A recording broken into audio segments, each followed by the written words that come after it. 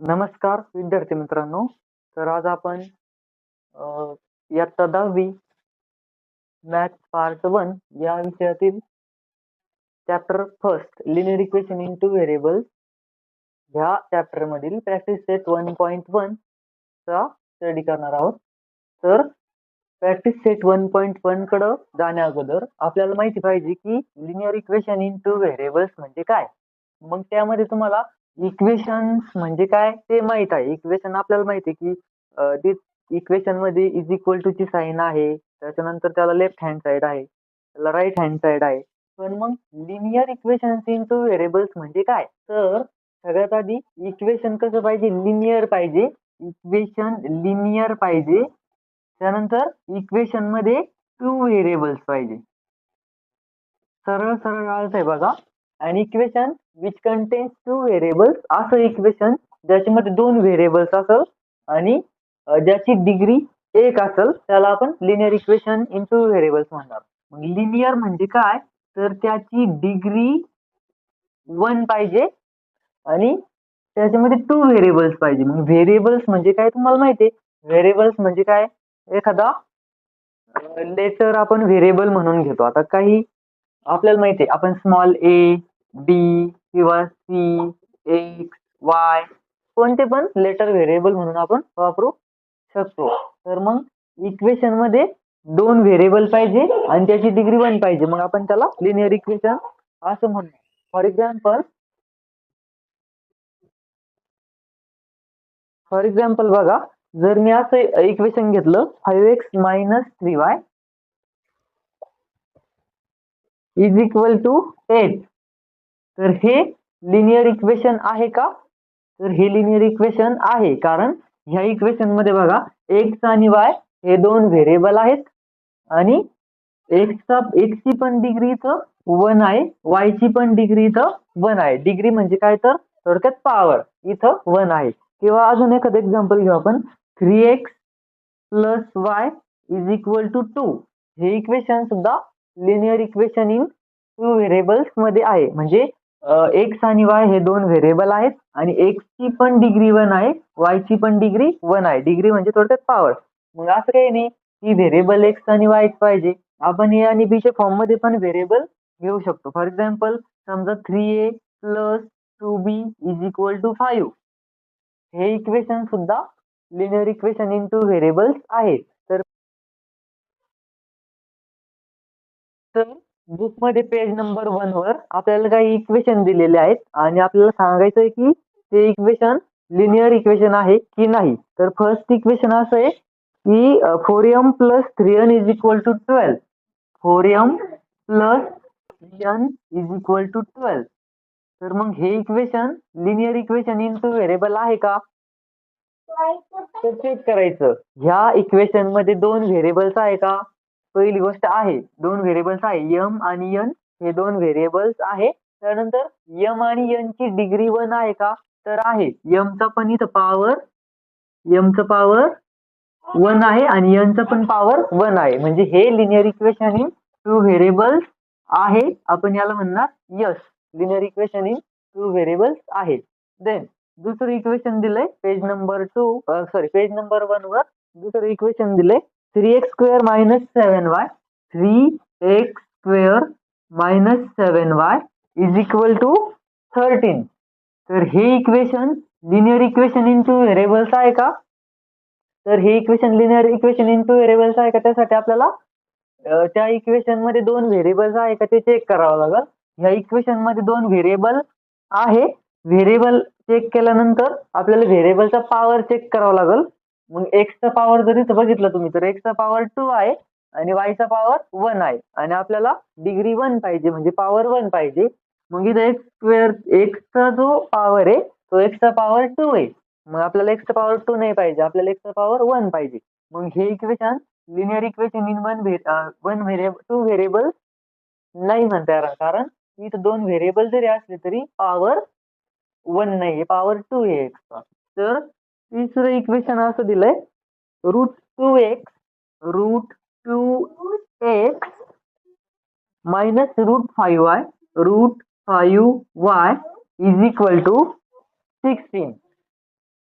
आता हे इक्वेशन जर आपण चेक केलं तर ह्या इक्वेशन मध्ये दोन व्हेरिएबल्स आहेत, एक्स आणि वाय, टू व्हेरिएबल्स आहे. आता चेक करायचं की ते लिनियर आहे का नाही. लिनियर म्हणजे त्याचा पॉवर 1 आहे का नाही. मग एक्सचा पॉवर जर आपण चेक केला तर तो 1 आहे, वायचा पॉवर जर आपण चेक केला तर तो पण 1 आहे. म्हणजे हे linear equation in two variables आहे. ओके, हे linear equation in two variables आहे. यस. फोर्थ इक्वेशन बघा, पेज नंबर 1 वर fourth equation 0x+ 6y -3 is equal to 0. आता ह्या इक्वेशन मध्ये आधी आपल्याला चेक करावं लागेल दोन व्हेरिएबल आहेत का. तुम्ही म्हणता इथं दोन व्हेरिएबल आहेत, कुठं, एक्स आणि वाय. पण तसं आहे का, नाही. कारण 0 ने तुम्ही कोणत्याही नंबरला किंवा कोणत्याही व्हेरिएबलला जर मल्टिप्लाय केलं तर आन्सर हे 0च येणार आहे. 0 ने जर आपण एक्स ला मल्टिप्लाय केला तर हे 0 होणार आहे. प्लस हा 6y -3 इज इक्वल टू 0. ह्या ठिकाणी किती व्हेरिएबल आहे. मग आता ह्या ठिकाणी एकच व्हेरिएबल आहे. ओके, मग ह्या ठिकाणी पॉवर जरी 1 असली वायची, म्हणजे त्या इक्वेशनची डिग्री जरी 1 असली तरी पण ह्या ठिकाणी दोन व्हेरिएबल्स नाहीये तर एकच व्हेरिएबल आहे वाय. तर मग हे linear equation in two variables नाही आहे. देन फिफ्थ इक्वेशन बघा, फिफ्थ इक्वेशन आहे 0.3x 0.3x 0.3x plus 0y plus 0y -36 is equal to 0. ह्या इक्वेशन मध्ये पण सेम फोर्थ क्वेश्चन सारखं आहे बघा. फोर्थ क्वेश्चन मध्ये कसं 0 आणि x चं मल्टिप्लिकेशन 0 झालं होतं, तसं इथं 0 आणि y चं मल्टिप्लिकेशन 0 होईल.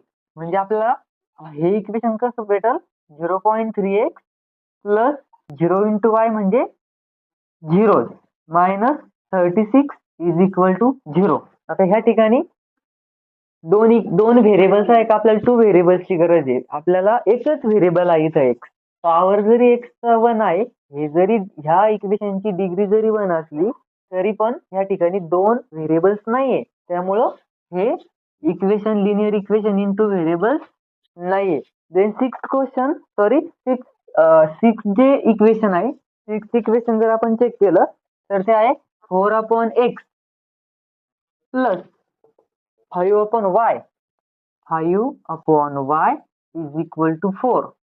ह्या इक्वेशन मध्ये किंवा हे equation linear equation in two variables आहे का, तर सगळ्यात आधी इथं दोन व्हेरिएबल्स आहे, एक्स आणि वाय. पण जर तुम्ही पॉवर चेक केला, आता एक्सचा पॉवर आणि वायचा पॉवर इथं चेक केला तर तुम्ही म्हणताल की एक्सचा पॉवर 1 आहे, वायचा पॉवर 1 आहे. मग इथं पॉवर 1 आहे का एक्स आणि वायचा, तर एक्स आणि वायचा पॉवर 1 इथं 1 नाहीये. कारण का 1 नाही बघा, ज्यावेळेस आपण आता हा एक्स डिनॉमिनेटरला आहे खाली, जर एक्स ला ज्यावेळेस तुम्ही न्यूमरेटरला नेताल त्यावेळेस तो पॉवर काय होणार आहे, हे पहा, हा 4 ॲज इट इज राहणार आहे आणि एक्सचा पॉवर मायनस होणार आहे. प्लस इथं 5 ॲज इट इज राहील आणि वायचा पॉवर -1 होईल आणि इज इक्वल टू 4. आता जर ह्या इक्वेशन तुम्ही चेक केलं तर दोन व्हेरिएबल आहेत पण पॉवर ह्या ठिकाणी -1 आहे, पण आपल्याला पॉवर 1 पाहिजे. मग हे equation linear equation in two variables मध्ये नाहीये, हे नो आहे. आणि लास्टचं जर इक्वेशन तुम्ही बघितलं 7th नंबरचं, ते आहे 4xy 4xy -5y -8 is equal to 0. आता हे equation linear equation in two variables आहे का, इथं दोन व्हेरिएबल्स आहेत एक्स आणि वाय. पण ह्या इक्वेशनची जी डिग्री आहे, ह्या इक्वेशनची डिग्री आपण कशी कॅल्क्युलेट करतो बघा. इक्वेशनची डिग्री कशी कॅल्क्युलेट करतो, जर दोन व्हेरिएबल मल्टिप्लायच्या फॉर्म मध्ये असेल तर आपण त्या दोन्ही व्हेरिएबलची ऍडिशन करतो. मग ह्या एक्सचा जो पॉवर आहे 1 आणि वायचा जो पॉवर आहे 1, त्या दोघांची जर ऍडिशन केली तर ह्या इक्वेशनची डिग्री होईल 2. मग हे जे इक्वेशन आहे हे इक्वेशन लिनियर नाहीये. इथं दोन व्हेरिएबल असले तरी हे इक्वेशन लिनियर नाहीये, म्हणजे हे equation linear equation in two variable नाहीये, हे येईल नो. ओके, आता नेक्स्ट बघा, हे आपण ते इक्वेशन लिनियर आहे का नाही ते बघितलं. तर इथं याच्यानंतर आपण सायमल्टेनियस लिनियर इक्वेशन बघणार आहोत. सायमल्टेनियस लिनियर इक्वेशन म्हणजे काय बघा आता.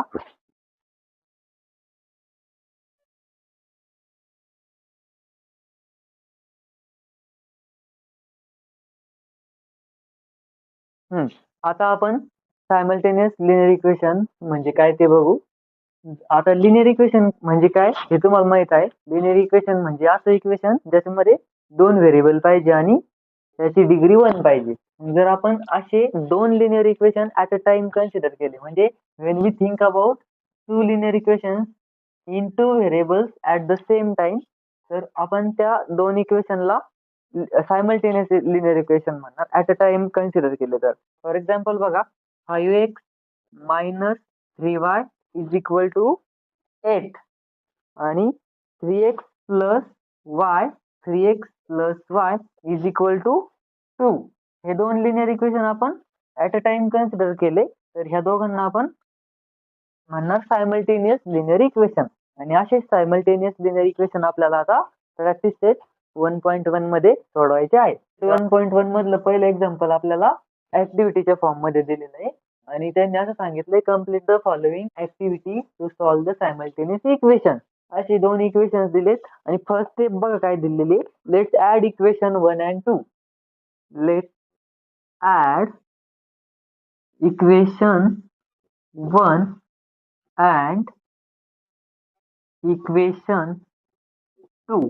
हे दोन इक्वेशन ऍड करायला सांगितले त्यांनी. मग 5x plus 3y 5x plus 3y is equal to 9 हे पहिलं first equation, plus second equation बघा 2x minus 3y is equal to 12 हे सेकंड इक्वेशन.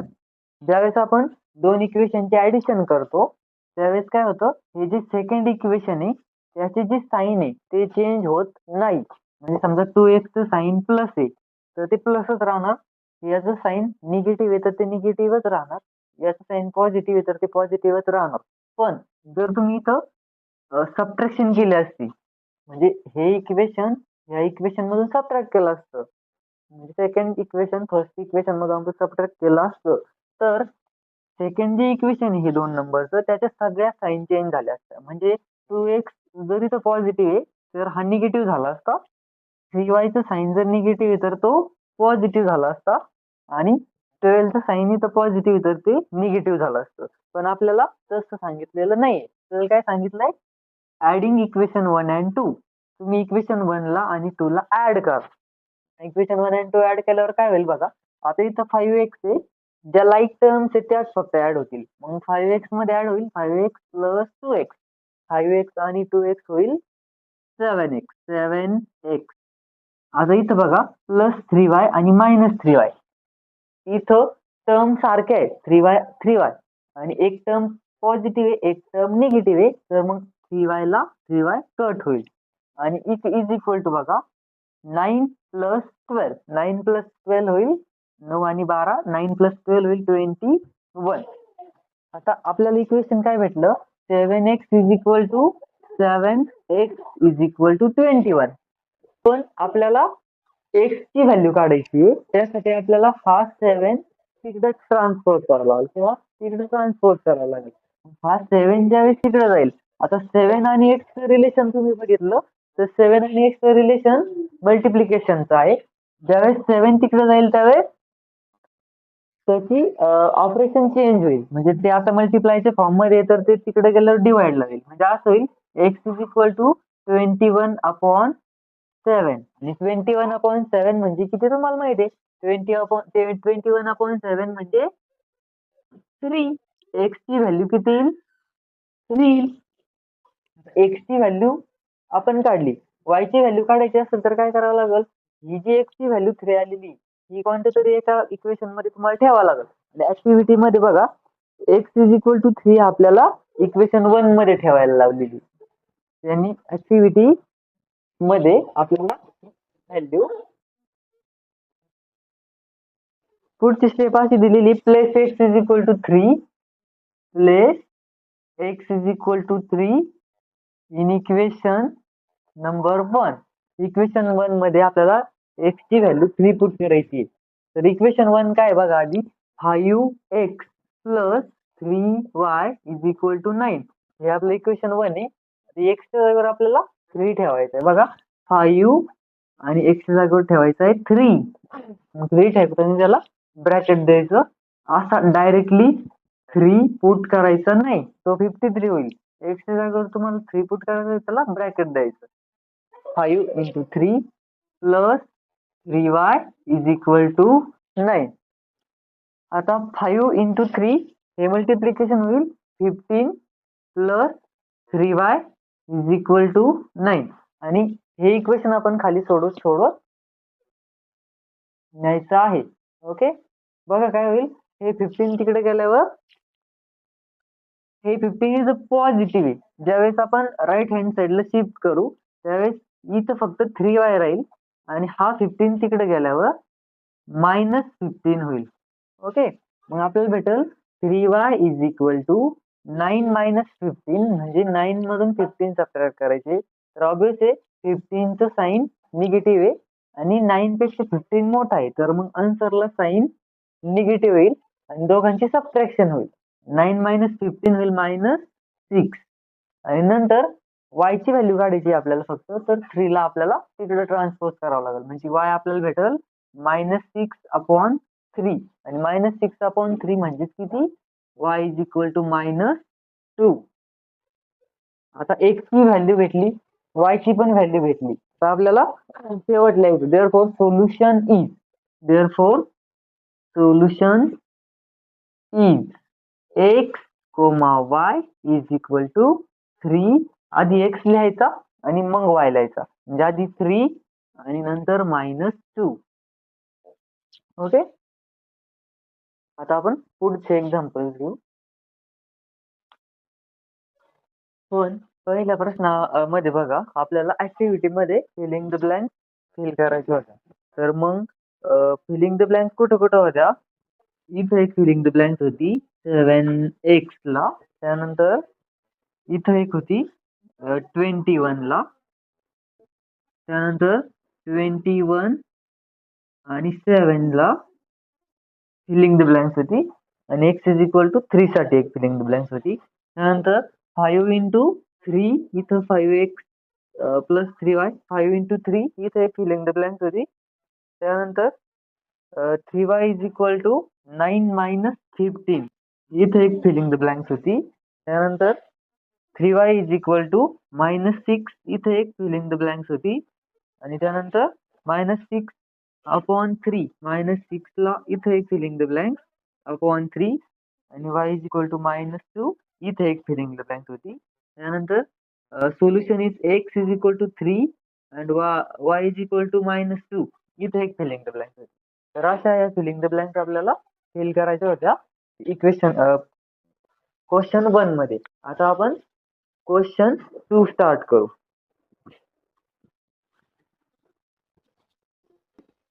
क्वेश्चन 2 बघा. क्वेश्चन 2 आहे, solve the following simultaneous equation. Solve the following simultaneous equation.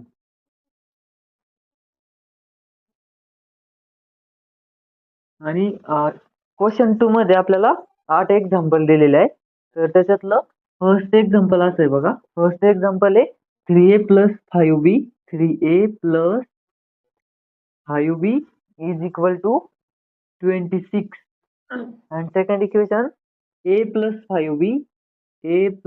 5b is equal to 22. हे आहे आपलं first equation आणि हे आहे आपलं सेकंड इक्वेशन. तर आता सायमल्टेनियस इक्वेशन जर सॉल्व करायचे असतील, जर सायमल्टेनियस इक्वेशन सॉल्व करायचे असेल तर सगळ्यात आधी महत्वाचं एक ध्यानात ठेवायचं की अगोदर जे तुमचे व्हेरिएबल्स आहे त्याचे कोएफिशिएंट चेक करून घ्यायचे. आता प्रत्येक वेळेस असं नाही की व्हेरिएबल एक्स आणि वाय असं, आपल्याला व्हेरिएबल ए असू शकतो, ए बी असू शकतात, एम एन असू शकतात, पी क्यू पण असू शकतात. ओके, असं नाही की व्हेरिएबल एक्स आणि वाय असं, आता इथं व्हेरिएबल काय ए आणि बी. इक्वेशन 1 काय आहे 3a + 5b = 26 आणि a + 5b = 22.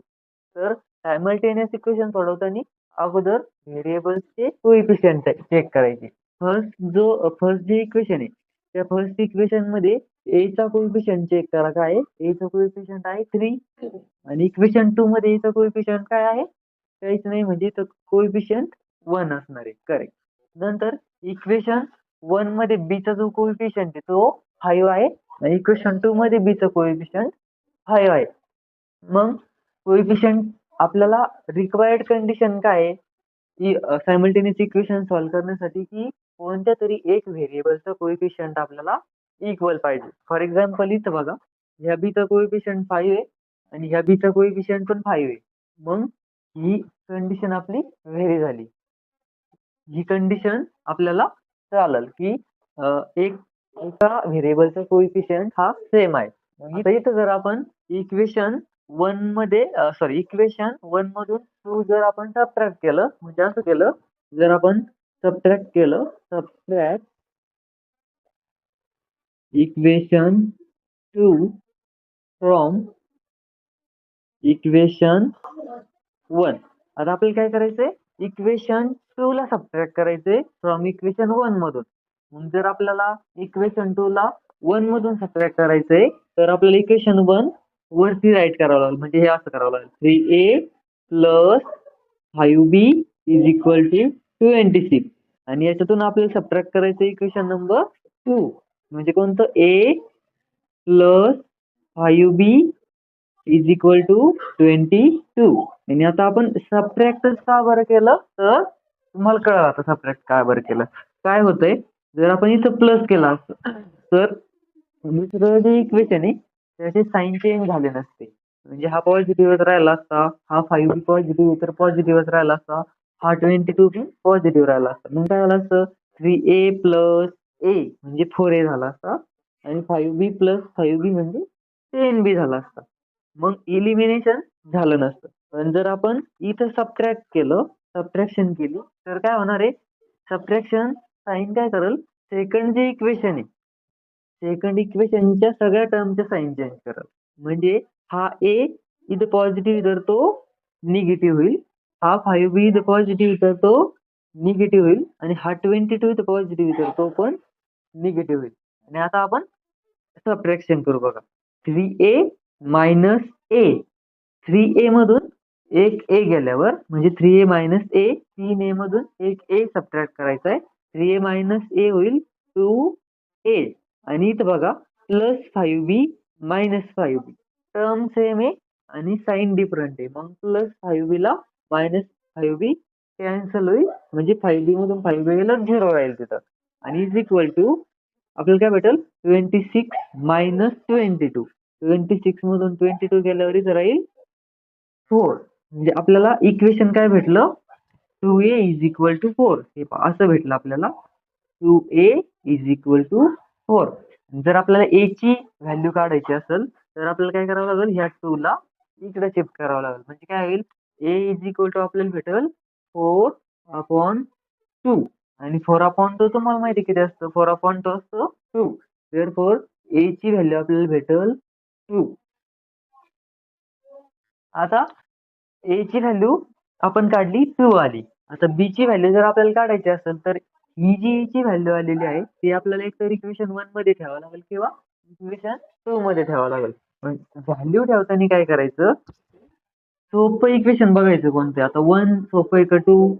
तर 2 इक्वेशन थोडंसं सोपं वाटतंय. मग आपण a ची value a = 2 he value equation 2 मध्ये जर ठेवली तर आपल्याला b ची व्हॅल्यू निघेल. मी तर स्टेप राईट करतो. नाव पुट a = 2 म्हणजे ही a = 2 व्हॅल्यू कुठे ठेवायची? Put a = 2 equation 2. इक्वेशन 2 मध्ये आपण a = 2 ही व्हॅल्यू ठेवू. इक्वेशन 2 मध्ये जर तुम्ही a ची व्हॅल्यू ठेवली तर काय होईल बघा. आधी इक्वेशन 2 राईट करून घेऊ आपण. इक्वेशन 2 काय आहे? a + 5b = 22 आणि a ची व्हॅल्यू काय पुट करायची तुम्हाला? a ची व्हॅल्यू पुट करायची 2. इथं होईल 2 + 5b इज इक्वल टू 22. तुम्हाला b ची व्हॅल्यू काढायची आहे. मग हा 2 इथं नकोय आणि हा 5 पण इथं नकोय. आपल्याला ते राईट हँड साईडला शिफ्ट करावं लागेल. 2 जर आपण तिकडे पाठवला, ट्रान्सपोज केला, तर हा 2 इथं पॉझिटिव्ह आहे, तिकडे गेल्यावर 2 निगेटिव्ह होईल. म्हणजे आपल्याला काय भेटेल, 5b is equal to 22 minus 2.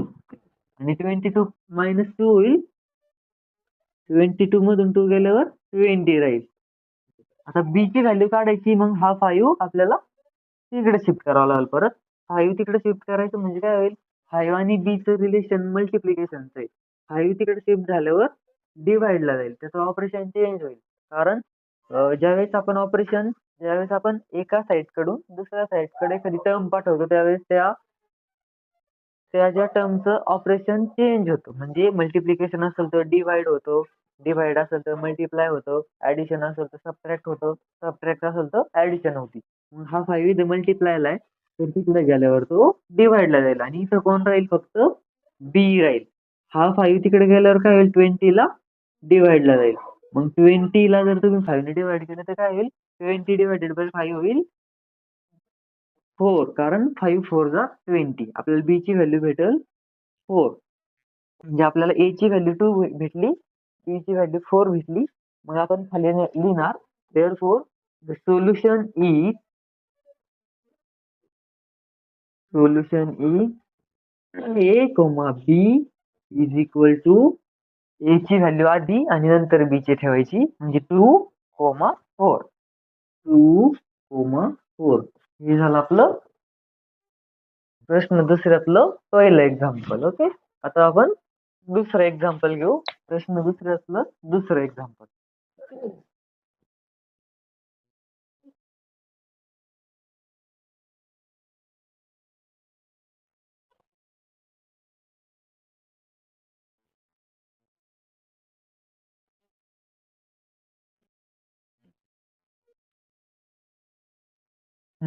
तर प्रश्न दुसऱ्यातलं जे दुसरं एक्झाम्पल आहे ते आहे x प्लस 7y. दुसरं एक्झाम्पल आहे x plus 7y is equal to 10. हे फर्स्ट इक्वेशन दिलंय तिथं, आणि दुसरं इक्वेशन दिलंय 3x minus 2y. 3x minus 2y is equal to 7. हे आहे इक्वेशन 2. आता जर इथं आपल्याला हे दोन सायमल्टेनियस इक्वेशन सोडवायचे असतात, सायमल्टेनियस इक्वेशन सोडवायचे असेल, तर एक्स आणि वाय चे व्हेरिएबल चेक करावं लागेल. व्हेरिएबल म्हणजे कोइफिशियंट चेक करावं लागेल. आता एक्सचा कोइफिशियंट दोन्ही इक्वेशन मध्ये तुम्ही जर चेक केलं तर इथं 1 आहे आणि इथं 3. वायचं कोइफिशियंट इथं 7 आहे, इथं वायचं कोइफिशियंट 2 आहे. म्हणजे कोणताच व्हेरिएबल असं नाही ज्याची कोइफिशियंट सारखे. मग आपल्याला काय करावं लागेल, एक तर वायचा कोइफिशियंट सारखा करून घ्यावा लागेल किंवा एक्सचा कोइफिशियंट सारखा करून घ्यावा लागेल. मग कोणता कोइफिशियंट सेम करून घेणं आपल्यासाठी सोपं आहे ह्या क्वेश्चन मध्ये. तर ह्या एक्सच्या शेजारी इथं 3 आहे, तर मग इथं एक्सचा कोइफिशियंट 3 आणणं आपल्यासाठी सोपं आहे. कारण आपण जर इक्वेशन 1 ला 3 ने मल्टिप्लाय केलं, समजा आपण इक्वेशन 1 ला मल्टिप्लाय इक्वेशन 1 बाय 3. जर इक्वेशन 1 ला तुम्ही 3 ने मल्टिप्लाय केलं तर काय होईल, याला मी जर 3 ने मल्टिप्लाय केलं तर 3x इंटू 3 इंटू 7 2y. बघा काय होईल, या पूर्ण इक्वेशनला तुम्हाला 3 ने मल्टिप्लाय करावं लागेल. म्हणजे बघा काय होईल, x plus 7y multiply by 3 is equal to 10 multiply by 3. म्हणजे ज्यावेळेस तुम्ही 3 ने मल्टिप्लाय करताय, तुम्हाला राईट हँड साईडला पण मल्टिप्लाय करावं लागेल 3 ने, आणि लेफ्ट हँड साईडला पण 3 ने मल्टिप्लाय करावं लागेल. म्हणजे हे किती होईल, 3 जर ब्रॅकेट मध्ये मल्टिप्लाय झालं तर 3 इंटू एक्स होईल 3x प्लस 3 इंटू 7y होईल 21y. कारण 3 इंटू 7 21 होते आणि हा y ऍज इट इज, आणि इज इक्वल टू 10 इंटू 3 होईल 30. आणि याला इक्वेशन नंबर 3 देऊ आपण. आता आपण याचं कन्व्हर्जन इक्वेशन 3 मध्ये केलंय, कारण एक्सच्या शेजारी आपण 3 आणलं इथं. आता जर तुम्ही इक्वेशन 2 आणि इक्वेशन 3 कडे बघितलं तर एक्सचा कोइफिशियंट दोन्ही ठिकाणी सारखा दिसतोय, आणि एक्सचं साइन इथं प्लस 3x साइन इथं प्लस आहे आणि 3x साइन इथं पण प्लस आहे. जर आपले टर्म सेम आहे पण व्हॅल्यू दोघांना पण प्लस आहे म्हणजे दोघांना सारखी व्हॅल्यू, तर आपल्याला काय करावं लागेल, सबट्रॅक्शन करावं लागेल, जेणेकरून खालच्या इक्वेशनचं साईन चेंज होईल. मग आपल्याला इक्वेशन 3 मधून सबट्रॅक्ट करणं सोपं जाईल का इक्वेशन 3 मधून 2 सबट्रॅक्ट करणं सोपं जाईल, इक्वेशन 2 मधून 3 सबट्रॅक्ट करणं सोपं जाईल. तर इथं 30 मधून 7 तुम्हाला सबट्रॅक्ट करणं सोपं जाईल. म्हणजे तुम्हाला इक्वेशन 3 मधून इक्वेशन 2 सबट्रॅक्ट करावं लागेल. आपण नेक्स्ट स्टेप राईट करू. Subtract equation 2 from equation 3. Equation 3 मधून तुम्हाला इक्वेशन 2 सबट्रॅक्ट करायचंय. मग इक्वेशन 3 ला वरच्या साईडने लिहावं लागेल, वरती लिहावं लागेल. काय होईल बघा, 3x plus 21y is equal to 30 minus याच्यातून कोणतं सबट्रॅक्ट करायचंय, इक्वेशन 2 सबट्रॅक्ट करायचंय. 3x minus 2y is equal to 7. आता हे मायनस साईन काय करल, 2 नंबर खालचं जे इक्वेशन आहे त्या सगळ्यांची साईन चेंज करल. म्हणजे इथं 3x ची साईन पॉझिटिव्ह आहे तर 3x ला ते निगेटिव्ह करल. 2y चं साईन इथं निगेटिव्ह आहे तर 2y ला ते पॉझिटिव्ह करल.